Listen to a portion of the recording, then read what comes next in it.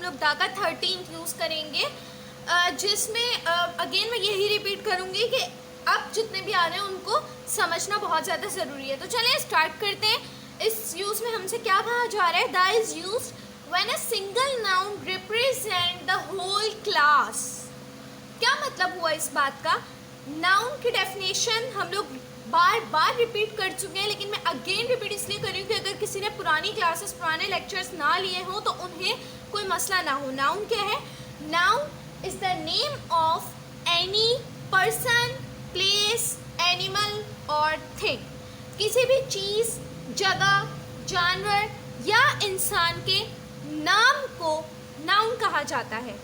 ठीक है, तो इस यूज में हमसे क्या कह रहे हैं, जब कोई सिंगल नाउन पूरी क्लास को रिप्रेजेंट करे तब उस नाउन के साथ दा लगता है। क्या मतलब हुआ इस बात का? सिंगल नाउन का मतलब तो हमें समझ में आ रहा है कि अकेला जब कोई एक नाउन हो। तो ये होल क्लास क्या है? होल क्लास का मतलब है कि पूरी क्लास को अगर कोई सिंगल नाउन रिप्रेजेंट करे। होल क्लास मतलब, जैसे मैं आप लोगों को एग्जाम्पल दूं, एग्जाम्पल के जरिए ही ये अच्छे तरीके से समझ में आएगा। यहाँ पर दो एग्जाम्पल्स दिखी हुई है, एक है द काउ गिव्स मिल्क और दूसरी है the dog is a faithful animal. तो अगर आप लोग इन एग्जाम्पल्स को जरा गौर से देखें, the cow gives milk, cow क्या है? एनिमल नेम है, जानवर का नाम है काउ, तो काउ क्या हुई? एनिमल। और डॉग, डॉग भी एनिमल हुआ। एनिमल क्या है? एनिमल का नेम क्या होता है? नाउन होता है। पर्सन, प्लेस, एनिमल या किसी भी थिंग का नेम नाउन होता है। तो यहाँ पर नाउन क्या है? एनिमल है। एक एग्जाम्पल में काउ है और एक एग्जाम्पल में डॉग है। एनिमल्स के अलावा भी कुछ भी हो सकता है, किसी इंसान का भी हो सकता है, किसी जानवर का भी हो सकता है और किसी चीज़ का भी हो सकता है। कहने का मकसद ये है कि ये हो गया एक सिंगल नाउन।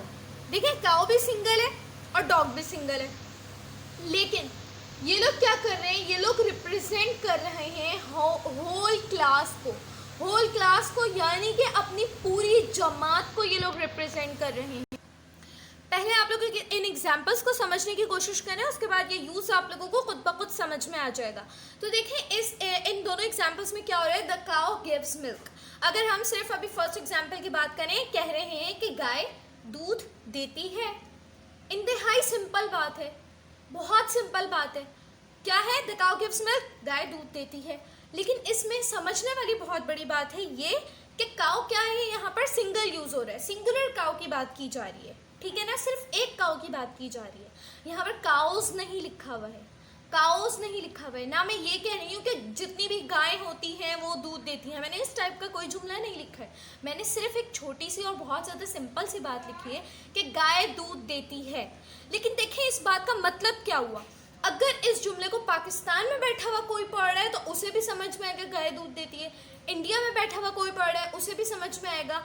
इंग्लैंड में बैठा हुआ कोई पढ़ रहा है, अमेरिका में बैठा हुआ कोई पढ़ रहा है, चाहे गांव में बैठा हुआ कोई पढ़ रहा है, किसी भी मुल्क के, हर किसी को एक बात समझ में आएगी, क्या? कि गाय दूध देती है। ठीक है, यानी कि क्या हुआ, मैंने तो सिर्फ एक काऊ की बात की है ना, लेकिन ये बात हर किसी के लिए एक बराबर है। क्यों है एक बराबर? क्योंकि मैंने सिर्फ भले एक गाय की बात की हो, लेकिन वो दुनिया में जितनी भी गाय हैं, चाहे पाकिस्तान में हो, चाहे इंडिया में हो, चाहे अमेरिका में हो, चाहे किसी शहर में हो या चाहे किसी गांव में हो, दुनिया की हर गाय के ऊपर यही बात बिल्कुल फिट बैठती है। द काउ गिव्स मिल्क, चाहे वो दुनिया के किसी भी कोने की गाय हो, उसके बारे में यह बात बिल्कुल फिट बैठती है कि गाय दूध देती है। ठीक है ना, वो चाहे पूरी दुनिया में किसी भी कोने की गाय हो, किसी भी मुल्क की हो, किसी भी गांव की हो, किसी भी शहर की हो, ये बात उसके बारे में ही बोली गई है। चाहे जहाँ का भी शख्स इस बात को सुने, पढ़े, बोले, उसे समझ में आएगा कि हाँ, नॉर्मल एक बात की जा रही है। तो इसे समझने वाली बात क्या हुई कि मैंने तो एक सिंपल सी बात की कि गाय दूध देती है। मैंने ये नहीं कहा कि गायें दूध देती हैं, मैंने कहा गाय दूध देती है। लेकिन वो क्या हुआ, उसने दुनिया की तमाम गाय के बारे में ये चीज़ रिप्रेजेंट कर दी कि दुनिया भर की तमाम गायें, चाहे वो किसी भी कोने में हो, वो दूध देती है। आई समझ? काऊ एक सिंगुलर नाउन यूज किया गया था, एक सिंगल गाय का नाम इस्तेमाल किया गया है इस जुमले में, लेकिन उसने अपनी पूरी जमात को रिप्रेजेंट किया है, यानी कि गाय बरादरी, जैसे आप लोग समझ लो ना, जैसे हम लोग क्या कहते हैं, जैसे हम लोग कह रहे हैं अराई हैं, शेख हैं, कुछ हैं, तो हम लोग एक के बारे में बात करते हैं, जैसे बहुत मशहूर है, अगर कोई शेख है तो इस चीज़ को सीरियस मत लेना, जस्ट एक बात मशहूर है कि शेख कंजूस होते हैं, तो उसमें अब मैं ये नहीं कह रही कि पाकिस्तान के शेख कंजूस हैं या इंडिया के शेख कंजूस हैं या कराची के शेख कंजूस हैं या पंजाब के शेख कंजूस हैं, मैंने सिर्फ इतना कहा है कि शेख कंजूस है। हुआ क्या, दुनिया भर में जहाँ पर भी जितने भी हैं वो मतलब एक तरह से उनकी पूरी कास्ट उसके अंदर आ गई, उनकी पूरी मतलब जमात उसके अंदर आ गई ना। इसी तरीके से बिल्कुल मैंने सिर्फ एक गाय की बात की है, लेकिन समझे उसने अपनी पूरी गाय बरादरी को रिप्रेजेंट कर दिया है कि दुनिया भर में जहाँ पर भी कोई भी गाय होगी it will gives milk. Okay, आते हैं हम लोग सेकंड एग्जाम्पल की तरफ। The dog is a faithful animal. Again मैंने ये नहीं कहा डॉग्स आर फेथफुल एनिमल, जिसका मतलब ये हो कि दुनिया भर के डॉग्स फेथफुल एनिमल होते, नहीं, मैंने सिंगुलर डॉग का नाम इस्तेमाल करते हुए ये जुमला बोला है, the dog is a faithful animal. कुत्ता एक वफादार जानवर है। क्या इसका मतलब ये है कि मैं सिर्फ अपने कुत्ते की बात कर रही हूँ? ये इसका मतलब ये है कि मैं सिर्फ आपके कुत्ते की बात कर रही हूँ? कोई बता सकता है मैं कौन से डॉग की बात कर रही हूँ? नहीं ना, क्योंकि ये एक जनरल बात है। दुनिया भर में चाहे किसी का पेट हो या चाहे कोई भी हो, बस डॉग हो, चाहे वो दुनिया के किसी भी कोने का, किसी भी शहर का, किसी भी मुल्क का, किसी भी गांव का डॉग हो, dog is a faithful animal. ये उसके बारे में मशहूर है, यही उसके बारे में फैक्ट है, यही उसके बारे में सच है।